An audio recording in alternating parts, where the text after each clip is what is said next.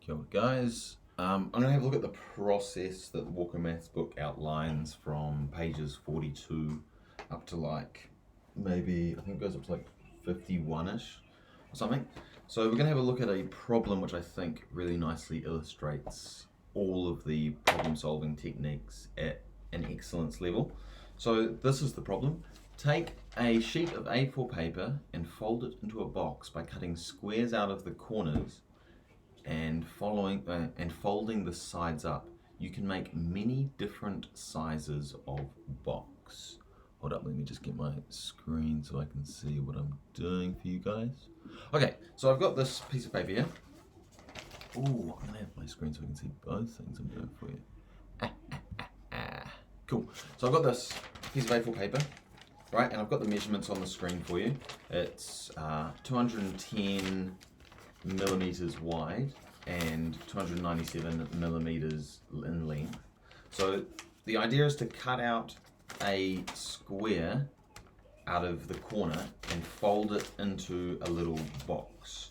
So if I cut out this square, for example, which is maybe 2.5-ish centimeters, and then I fold it up into a box. Oops, shucks, I've got too many fold lines. I'm going to go down to this camera. And then that would be there. I should really lock it in so you can see the idea of the box better. Zoom, zoom, zoom, zoom, and then I'll fold you down there. Zoom, zoom, zoom, zoom, zoom, zoom. Okay, so I've got my little box here. Oop, oop, oop. Right, and I've made this by cutting out a 2.5-ish centimeter square on each corner, right? And the volume of this, I mean, if it's 2.5 centimeters high, it's probably about 26 centimeters longish, just under, maybe 25 centimeters long, and then like 18, 17 centimeters in width. So the volume's going to be 20 times 2400. It's probably close to 1,000 centimeters cubed, probably slightly under, who knows, right? So the idea is, differing the little squares that I cut out in the corner, it will differ the volumes. So that's our variable, and we're going to have a look at how we can optimize this problem. So the book tells us the first thing you need to do is draw a diagram. So I'm going to draw 3 pictures. I'm going to start off with my A4 paper, which is, I'm going to go into centimeters because I feel like you guys are used to thinking in centimeters, and then that's 21 centimeters. Right, so I'm going to start off with my A4 piece of paper. The next diagram I'm going to draw is with the cutouts. So this is once I've cut out X. So that's going to be X in length. This is the thing I'm changing. That's going to be X, all of these. These are just cut out squares. Right? Then I'm going to finally draw what it is we're trying to optimize. So we've got trying to find the volume of this little container is what we're actually trying to optimize. So I've actually done 3 pictures to try and get my head around the problem.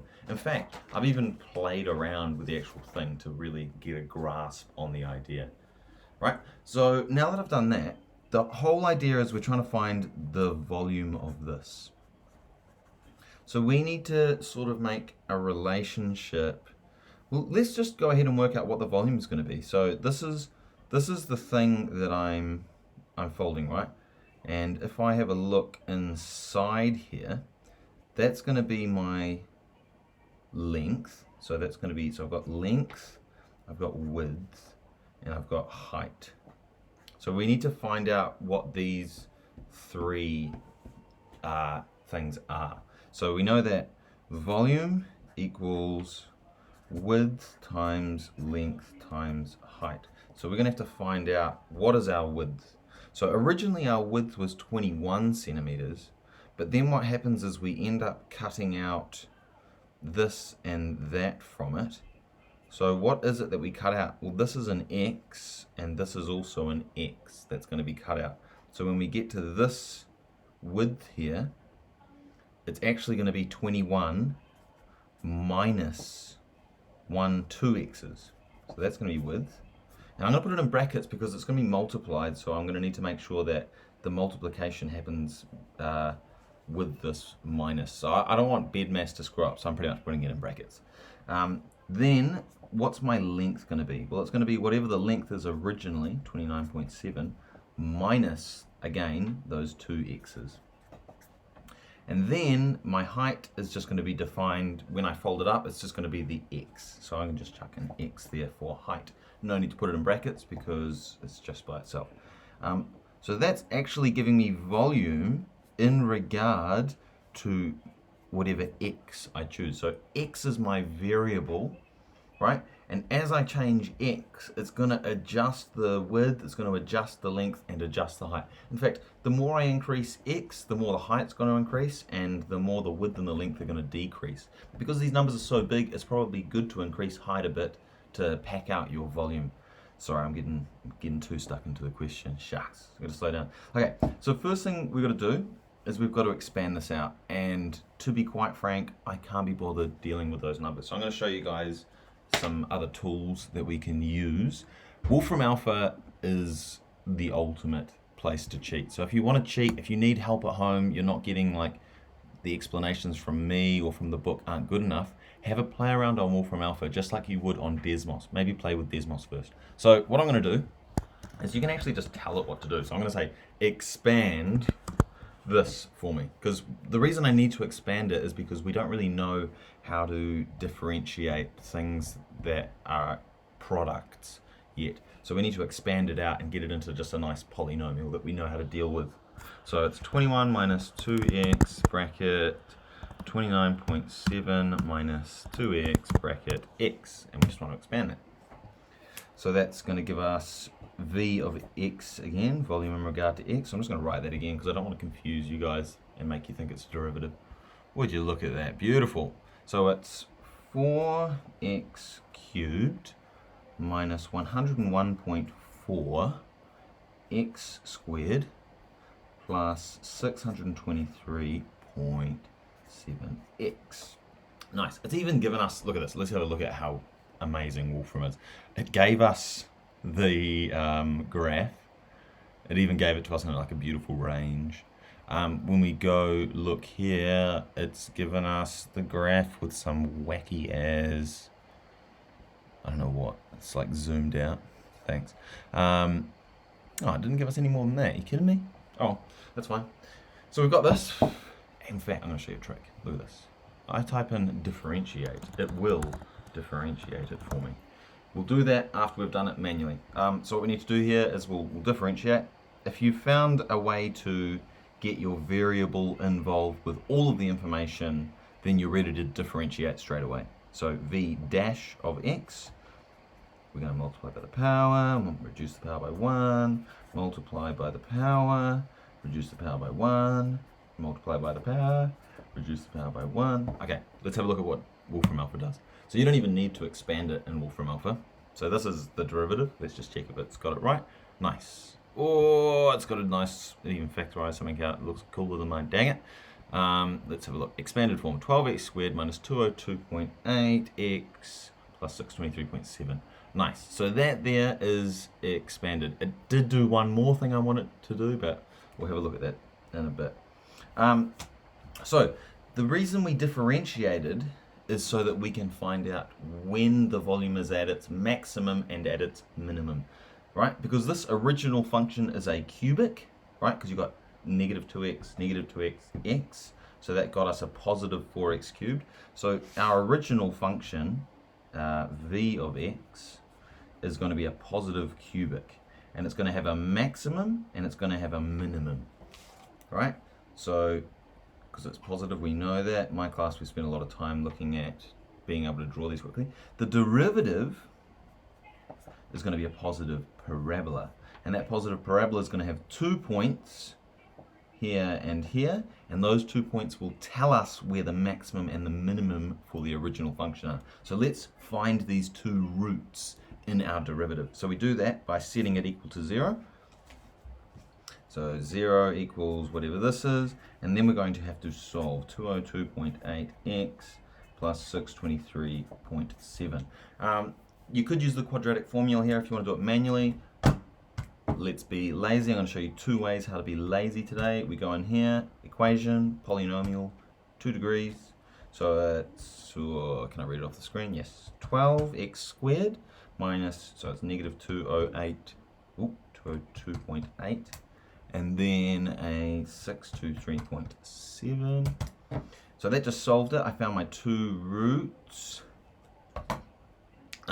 Interesting, if you look on Wolfram Alpha, our 2 roots are here as well, 4.04 and 12.86, which is exactly what we got on the calculator. And you would have got the same if you did the quadratic formula. So let's put them in. X equals, I like doing them in order personally. 404 and I even put an x1 and x2, don't tell anyone. 12.86 was it?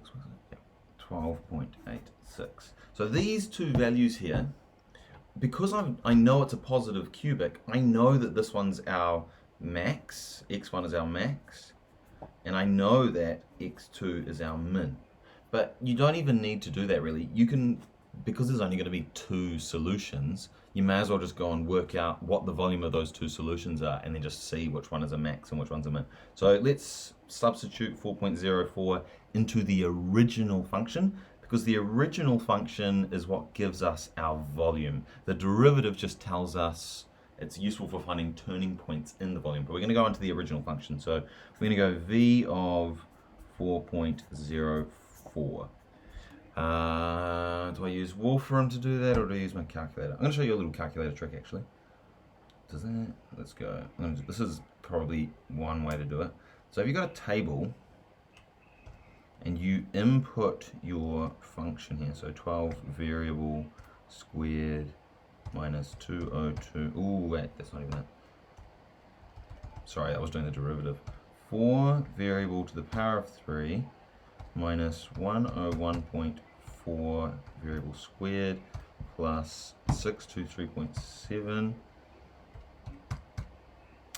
x variable, right? And now if I set my table, so I want to find 4.04, so I'm just going to put 4.04 here.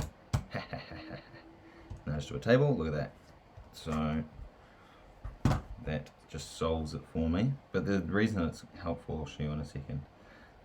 So that means the output is 1128.49, and that's a volume, so we're doing it in centimeters, so it's centimeters cubed. Now this is where the trick comes in. If we set our table again and we just start it on the other point, which is 12.86, we can just cheat. Look at that, 12.86, the output is a negative number, so the volume at 12.86 for x, we get a negative volume, negative 241.58 centimeters cubed. So you can't have a negative volume. Can't have negative volume. So therefore that's not one, but that is the one. So cut out squares of length, what was it? We settled for 4.04 cm for a max volume of 1128.49 centimeters cubed. Nice. So yeah, I showed you a few hacks. Let's have a look here.